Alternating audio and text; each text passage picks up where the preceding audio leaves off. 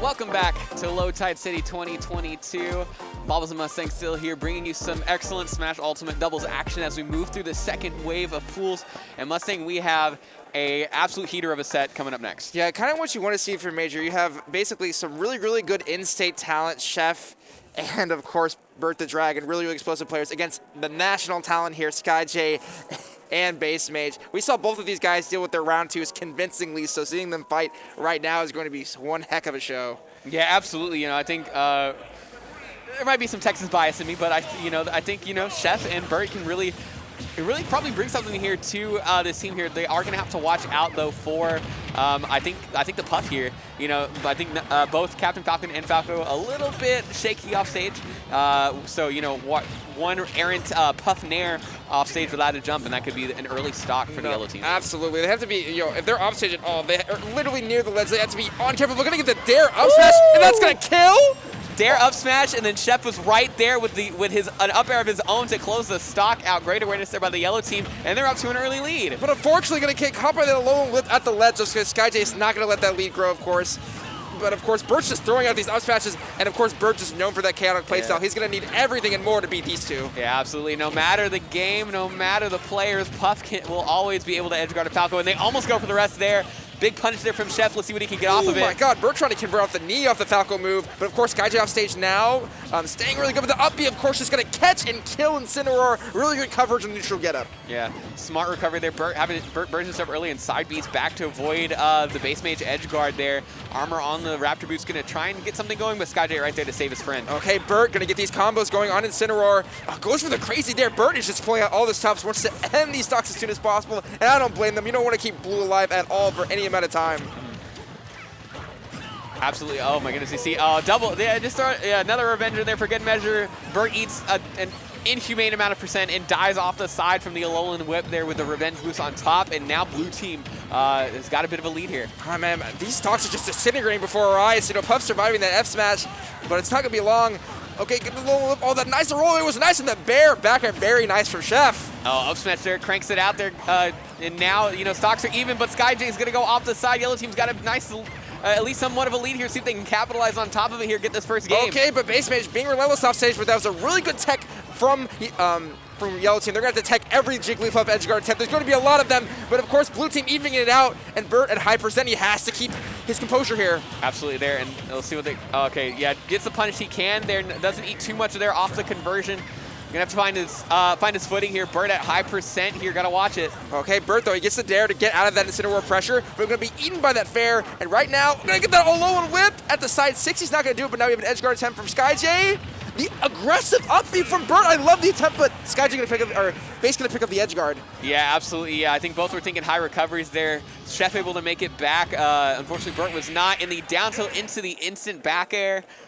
And pretty close, pretty high intensity first game there, but it's going to go the way of SkyJ and Base Mage. Yeah, I mean, I think the Texas team really put up a good fight, got their kill confirms, actually got some early stocks, but you saw the immediate response from SkyJ and Base. They kind of saw the first punch thrown, and they had one of their own ready to go, and good job on them, because it's going to be a high-octane match. If any team gets behind in stocks too much, they're not going to be able to catch up. They have to respond instantly. Yeah, absolutely. So, yeah, that's the thing. You're going to have to relinquish the fact that you're not going to be living very long on these stocks for the most part. So it's really about making the most of what you can while you've got them, and making, as long as you get that 1 or 2 more interactions than the other team, that's probably what's going to make a difference. And I really like the counter pick here from Yellow Team, because the bigger space will allow them to not get ledge trapped as heavily. Because when you're in the corner against against SkyJ and Base Mage, that team is just so lethal getting the edge guards and the corner pressure. Absolutely, and with giving both Falco and Captain Falcon access to their wall jumps on this stage as well is going to allow for the recovery to be a lot better as well. It's not just, oh, my jump is gone, you burn it. You at least have a couple more options, a couple more ways to mix up the recovery against Puff. Absolutely. Okay, Puff kind of getting pinballed in between the Falco and the Falcon here, but of course going to get that classic back air or down or up tilt into back air confirm. Wait, it's zero in the corner, but you have to watch out for that Alolan Whip from the ledge, but excellent whip punish, aware of his teammates in trouble, just going to hit that early stock. Yeah, Bert knew that he couldn't really want to challenge the Alolan Whip while it was active, but knows that Incineroar is a cat who's going to celebrate basically any hit that he gets and was able to punish off top of that. Okay, gonna get that back throw there. We're actually going for the forward throw, maybe hoping for a conversion. But yeah, right now, blue team holding center, another Alone Whip into the combo, and the AoE from the Alone Whip gonna take, actually, was that his own teammate? Yeah, it took both yellow team stock there. Burt dying from the Alone Whip itself, and then Chef dying from the blowback there. And again, that's what we just said. You know, you can't really risk attacking the Alone Whip while it's still active because you're going to run into that big extended hurt box. It's crazy to think that move's even better in doubles, considering in singles it's already an insane command grab. But of course, yellow team doing a good job comboing really well. But actually, it's surprisingly Puff kind of serving as a tank this game for blue team. Yeah, Puff able, you know, I think when SkyJ kind of saw, had that early stock it done, and oh no, a big dunk, the big stomp by Incineroar is going to take Burt down to his last stock. Really good reversal from Chef, though. He's going crazy off stage here and gets the double dunk. What a play from Chef. Yeah, absolutely. Yeah, good awareness. And again, using the sides, the wall jumps here on Kalos to their advantage and are able to keep this game competitive. Okay, the Puff roofs are starting into the Darkest Lariat from blue team. Really, really good team combo there. But so far, I mean, SkyJ's just such a menace. I mean, he's getting these Alone Whips in the corner. Yellow team must be a little more aware. Dash attack there. Bursts off stage. See how he gets back. And unfortunately, on the other side, Base Mage gets the chain and the off stage against Chef, and then it's the second stock gone, and now the yellow team in a similar spot to last game. Oh my God, that wall jump actually almost getting Chef dead at 0%. You're just never, you're always in danger off stage as Falco against Incineroar. And of course, Base is going to destroy that linear Falcon recovery. It's going to be a 2v1 situation right now. Yeah, absolutely. I mean, that's the hard part about the yellow team once they get isolated like that, and Just going to take him down with you, sir. I have nowhere to go but below the stage, and what a awareness and play from SkyJ there.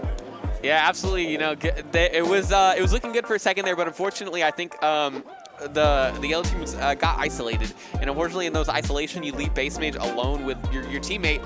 Things could go pretty bad, and they did. You know, they unfortunately got Base Mage able to get those two big edge guards on the yellow team, closing out that second game on Kalos. And of course, like you said, the big cross chop off stage, sealing the deal there and pushing SkyJ and Base Mage, I think, out of pools at this point. Yeah, I mean, that was definitely to make it out of pools. And we just knew that, you know, Jigglypuff against those Falco and Falcon recoveries, right? It was just going to be really rough. Their only chance was essentially hit harder than them. And they actually did in a lot of portions of the game, but push comes to shove, there's a reason why these guys are, you know, essentially top 50 in the world and top representatives of their character. They know how to kill and to kill early. Yeah, absolutely. Yeah, they, you know, it's just plain your outs there. You know, they had the edge guards. They knew what they needed to do, and SkyJ was able to hold the fort down on stage when needed.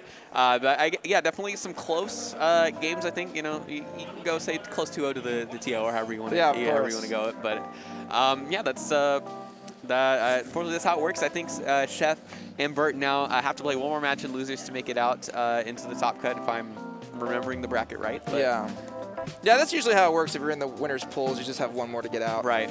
But still a really good showing for them. I'm sure they'll be a threat in losers as, you know, just a very explosive team for them. Definitely had a lot of dunks on the poor Incineroar, right? There was a lot of dares being thrown off stage, and SkyJ definitely got caught by a few of them. But yeah, and I think the Kalos pick was really good. You saw the, you know, the constant wall jumps and the mix-ups. Not only allowed for recovery mix-ups, but a lot of really, really cool off-stage interactions too. Yeah, absolutely. Just, you know, didn't work out. But, I mean, it's going to be hard to beat that team. I don't care, you know, who you are or what characters you play, to be honest. But man, that was some of the most high-octane doubles play I've ever seen. I mean, that was a quick set. No matter really how you look at it, I think both teams, their win con at that point was just like, hey, we're just gonna go in, we're gonna press our buttons, we're gonna try and kill early, and we'll be in and out in 5 minutes either way. So yeah, oh my gosh. Yeah, that was just an explosive set, and you know, I wonder if Base and Sky will just you know, make this a static team and make this at majors and just. Like I said, I just love the thematics of it. You know, both of these characters disregarded at the beginning of the game, and now they're just making a statement not only in their singles careers, but we're going to team together and show that we can win with mid-tiers. We love our characters, we've optimized our characters, and we can win with who we like to play. Yeah, absolutely. You know, it's great to see really kind of the diversity that comes from these character specials like Base Mage and SkyJ. You know, you can. Characters we thought, honestly, at the beginning of the game were going to be afterthoughts. You know, I think everyone was expecting a pretty, I think maybe even up to the pandemic, around the pandemic. you know, the meta's kind of gonna set in stone. We're gonna be kind of back. There's like 90 characters in this game, but really only can use like 15 or 20. And now we're at a point where it's like 15 or 20 is just like the top tier. But then you go down to this high tier, you've got another 30 or 40 characters who can all, who have all shown that they can do well at majors. Yeah. You know, maybe not guaranteed wins or like this is your best out to win, but you can win your locals, your regionals. You can do well at majors with like 70, 80 of these 90 characters. And of course, doubles is the great equalizer, right? A lot of characters that have these fundamental flaws that make it hard to play in singles, you can play in doubles because some of these more hard-hitting, kind of slower, has not as good stats, but because it's so setup-oriented, you can get them going, and you can do a lot of creative, great things with them. Yeah, absolutely. And here we go. Speaking of, we got another winner side qualifier here. We've got Yellow and Suarez here on the right side, and we've seen Bonnerin and Stripe already today on our block here on the left side there. But you know, they got quite the test ahead of them in the Jurassic Park team here, Double Dinosaur. Yes, Double Dinosaur. I think everyone, you know, I think it's actually kind of a common team, even at the local level. People like to troll with the Double Yoshi. You know, it's very, very, very hard to catch both those guys just flying across the screen, using that double jump armor. And of course, Rello, you know, Texas favorite, you know, longtime doubles legend in the state, going to team very, very well with Suarez, who's generally regarded as a top 3 Yoshi in the world. Yeah, he's definitely kind of up there for sure in the states. You know, one of if not kind of the Yoshi, right? You know, but we'll have to see with their powers combined. Like we said, they got 9th at the previous low tide, so you know, it looks like they're well on their way to possibly another, at the very least, 9th place. You know, definitely aiming for that top 8 this time around, though. But we saw how hard-hitting Stripe and Bonnerin were in their previous set. I mean, they ended stocks early, and you're going to need to, right? And I like how he's going for Cloud, right? Cloud universally regarded as very good against Yoshi. Of course, having swords, range, all of that, we all know very, very useful. But yeah, I mean, Bonnerin is just really, really good boxer as well. He's going to be able to really, and of course, going for the yellow, or going for the fur skin and the standard skin. The Yarn Yoshi and regular Yoshi. So this will be a fun thing to call, but we'll see here. You know, yeah, I mean, like I said, these two guys, especially, you know, Rello, of course, him and I both from the, you know, started in the same kind of area of Texas, and both of them kind of made our way out west. I see Rello at like every tournament here, but oh my god, almost connecting to the double there. That's what's really cool. You can get those egg setups with doubles, and you can connect a lot of crazy things that's not allowed in singles. But I think the main challenge for this team, of course, Yoshi's going to be able to rack up percent, especially double Yoshi. But closing up the stocks is not something Yoshi's exactly great at, and double Yoshi's going to only kind of increase that problem.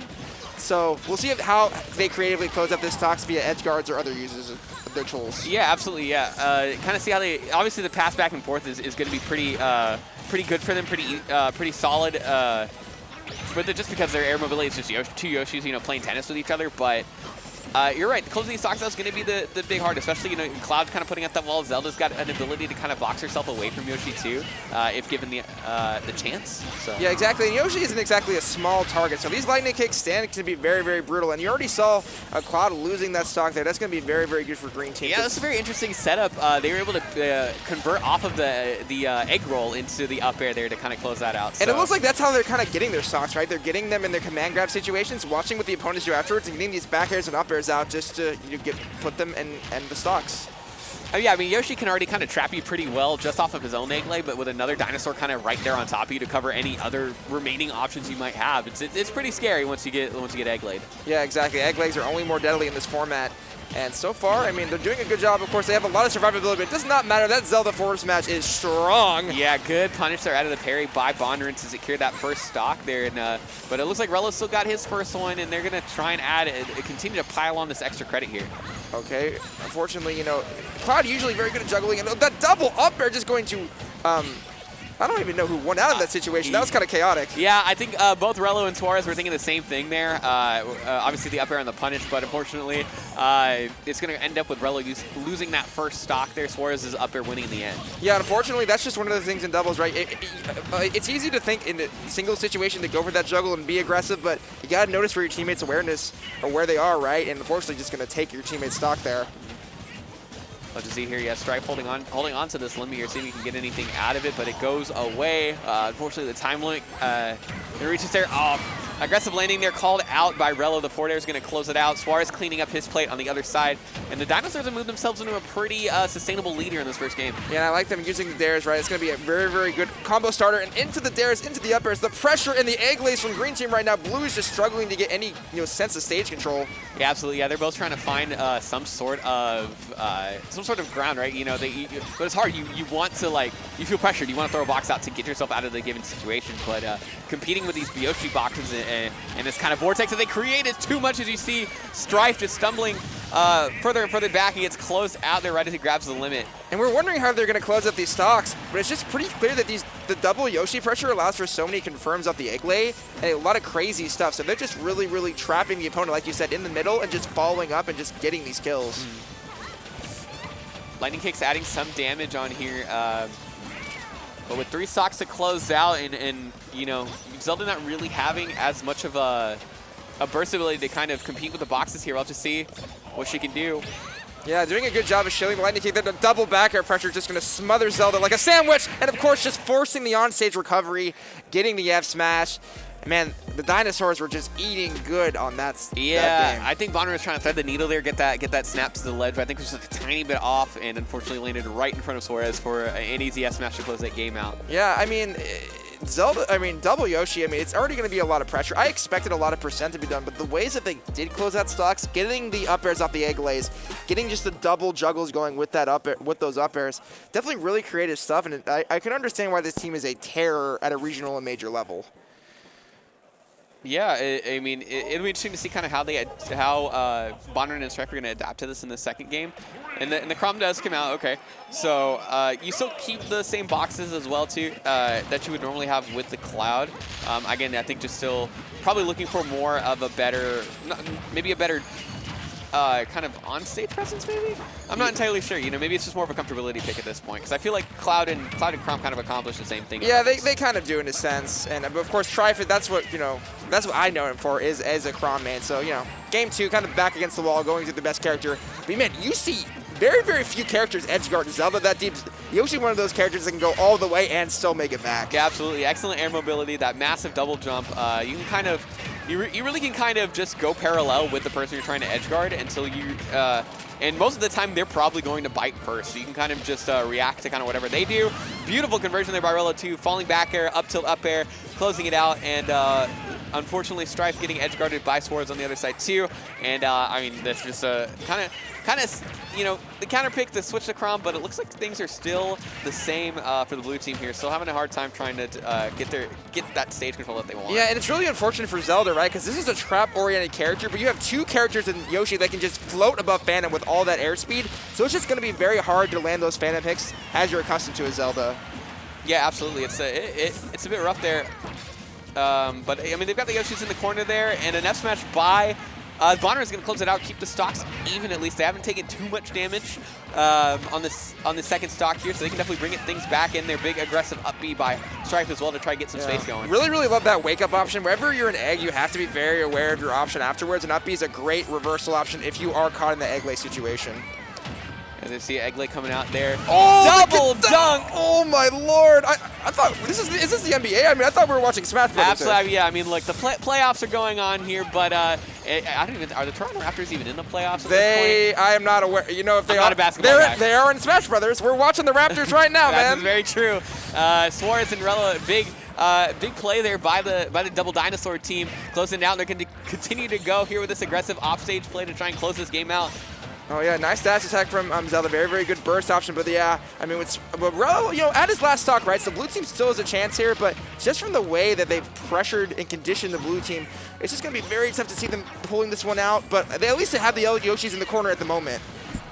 Yeah, and again, Bonner's still having some issues trying to get off of the ledge here. Oh, unfortunate there. Got the tech, but with no double jump, no verticality to kind of grab the ledge there. And so, stocks are even. You just got to figure out a way to close things out. I thought that was going to maybe vortex the Yoshi down and maybe get the stock. But Suarez, at 115, okay, Zelda holding on here at 140, goes for the dare, and the Nair's just going to hit him back. Yeah, Yeah, Nair sends him opposite way, so, you know, still alive for now. Big up B, but not quite going to do it. Yoshi's a heavy boy. The survivability of Yoshi just playing a huge part at the end of this set. Okay, back throw there. Maybe was hoping for a conversion. Okay, up B, but the F tilt, really good reaction from Strife at 2v1 against Relo here. Yeah, fantastic protection there by his teammate there. Oh, that would have been an amazing way to close the game out. Love to see if Relo can close things out. Just has to get a straight hit on the Zelda, and he does. Backer's going to close it out. Okay, now you're in a very bad situation. Going for the air stage spike, maybe? And gonna miss the air dodge back. You have a giant air dodge as Yoshi, but he misjudged the length just slightly. Yeah, overextended there. Relo was going the aggressive play all really that entire game. You know, if there's a member of the blue team off stage, Relo was there after him, and unfortunately, a little bit of a miscalculation there, a little off the mark, and looks like Bonner and Strife able to escape with a game and force a game 3 situation. Yeah, I think I saw 2 or 3 inverted air dodges there from Relo to actually lose the stock. So Relo, unfortunately, just misjudging his resources a bit. And survivability has to be the name of the game with Team Yoshi, right? I mean, they can be tanks in themselves. If they ever, get early stocks done to them, it's going to be really rough because they're just going to kill naturally later than the Zelda Chrom team. Right. So definitely played a big part and allowed, the Houston team to come back and take a game. And now, of course, best of 3's environment, anybody can win at this point. And these guys, we'll see what there's in store, at least counter pick wise. I am very curious. I think they went PS2 both the first 2 games, and they're sticking with it for game 3. Yeah, might as well. I don't think either team is really harmed by going to PS2 here. Or I think they both much rather be on one than the other. Obviously the blue team's going to ban the platform, so they want to take Yoshi's there, and the Yoshi's going to ban the flat stages because they don't want to take Zelda. Really good juggle right now from the Yoshis. Actually put Chrom in a very bad situation, and of course just going to whiff punish that up B on stage. Early stock for yellow team. Yeah, I think Strife realized that he had Bonner with him and didn't want to pull back on it with the risk of taking Bonner down with him. So kind of had to force himself on stage and unfortunately get the punish for it. These juggles right now from the Yoshis, they're getting fairs into up airs and just putting massive percent. Strife already at 70 on his second stock. They are starting with a bang, and another bad situation for Chrom, but barely getting out of there. Oh, yep. Big old F smash there. Yoshi gonna double jump through the F smash. Yeah. Most characters definitely getting nailed by that, but of course Yoshi gonna get out of that situation. But Chrom has, I feel like, been off stage this entire set, or at least game.